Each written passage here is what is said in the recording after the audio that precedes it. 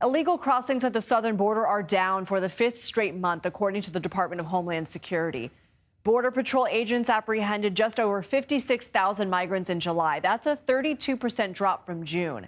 CBS News national security contributor Sam Vinograd joins us now to discuss this and other stories in our weekly national security wrap-up. So, Sam, what's driving the numbers at the border to go down?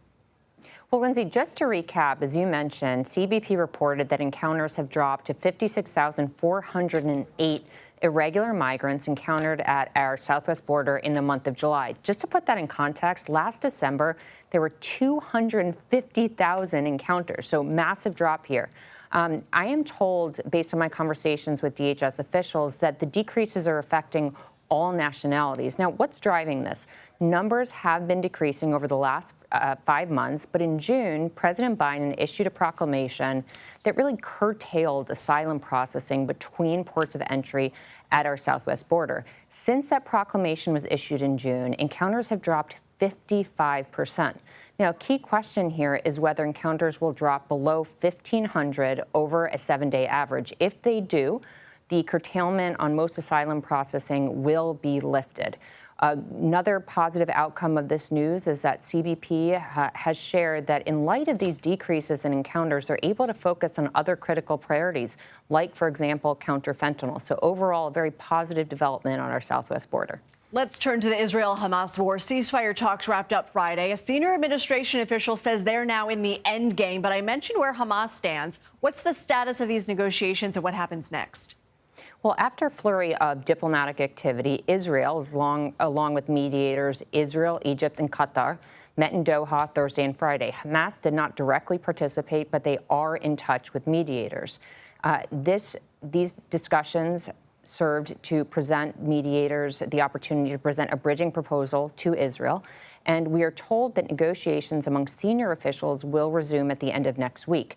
However, in the interim, working parties are going to meet to go over technical details and to try to bridge any gaps. The key sticking points really have been most recently over whether this is a permanent versus a temporary ceasefire, as well as the sequencing and specifics on the hostages to be released, as well as the Palestinian prisoners. President Biden said on Friday that we are closer than we've ever been to a deal, which is positive. But of course, the backdrop here, Lindsay, is also whether Iran and Hezbollah will launch retaliatory strikes against Israel, which could have an impact on negotiations. Let's talk about that, because for weeks, Israel has been bracing for a potential retaliatory attack from Iran. How might these talks impact the timing of a potential attack? Well, when we think about an Iranian regime retaliatory attack against Israel, we really have two questions: when and how.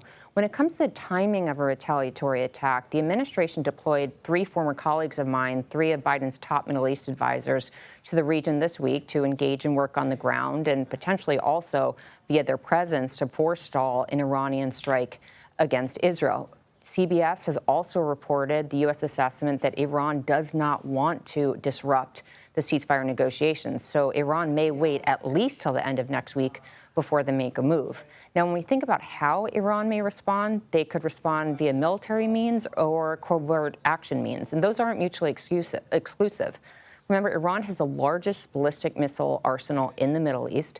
However, their April retaliatory strike against Israel was largely unsuccessful, not only because Israel's allies, including the United States, helped with Israel's aerial defense. On the covert action side, Iran could choose to deploy cyber operations, line influence, or actual human operatives against Israeli targets within Israel or Israeli targets beyond Israel's borders. One final note is that Iran's covert action capabilities within Israel itself are much less advanced than Israel's covert action capabilities within Iran. So a lot to be watching over the coming days, Lindsay.